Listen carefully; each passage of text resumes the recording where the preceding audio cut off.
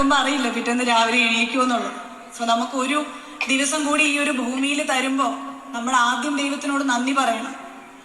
കരാഗ്രേ വസുദേ ലക്ഷ്മി, കരമധ്യേ സരസ്വതി, കരമൂലേതു ഗോവിന്ദ, പ്രഭാതേക്കർ ദർശനം. ഇതാദ്യം പറഞ്ഞുകൊണ്ട് നമ്മുടെ ദിവസം തുടങ്ങണം എന്നാണ് നമ്മുടെ സംസ്കാരം നമ്മളെ പഠിപ്പിച്ചിട്ടുള്ളത്. ഇപ്പോഴത്തെ കുട്ടികൾക്ക് അത് അറിയുമോന്ന് പോലും എനിക്കറിയില്ല.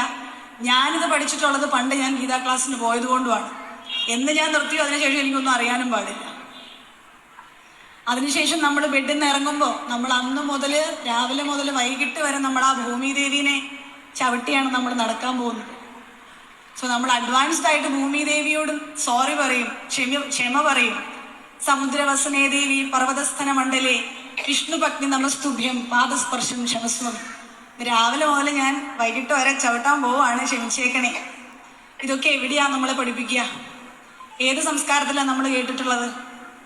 സന്ധ്യാനാമം ചൊല്ലുന്നത് ആരുടെ വീട്ടിൽ ചൊല്ലും? ഇപ്പോൾ സീരിയലിന്റെ സൗണ്ടാണ് എല്ലാം നമ്മൾ വീട്ടിൽ നിന്ന് കേൾക്കുന്നത്. കണ്ടോ, എന്റർടൈൻമെന്റ് ആയിക്കോട്ടെ, ഞാനും ടി വി ജീവിക്കുന്ന ആളാണ്.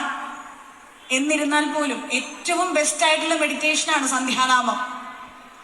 ഒരു ദിവസത്തെ നമ്മുടെ ഈ ഒരു ദൈനംദിന ജീവിതത്തിൽ ഇത്രയും സ്ട്രെസ്, ഇത്രയും നമ്മൾ ഹാർഡ് വർക്ക് ചെയ്യുന്നു, ഇത്രയും ഓടുന്നു, ലോണ്, പ്രശ്നങ്ങൾ, ഒരു രക്ഷയില്ല. കുട്ടികൾക്ക് പഠിക്കുന്നു, ഹോംവർക്ക്, ഹെക്റ്റിക് വർക്ക്. അതിൻ്റെ ഇടയ്ക്ക് അരമണിക്കൂർ നമ്മൾ രാമ രാമ പാഹിമാം ചൊല്ലുന്നത് ഏറ്റവും ബെസ്റ്റ് മെഡിറ്റേഷനാണ്.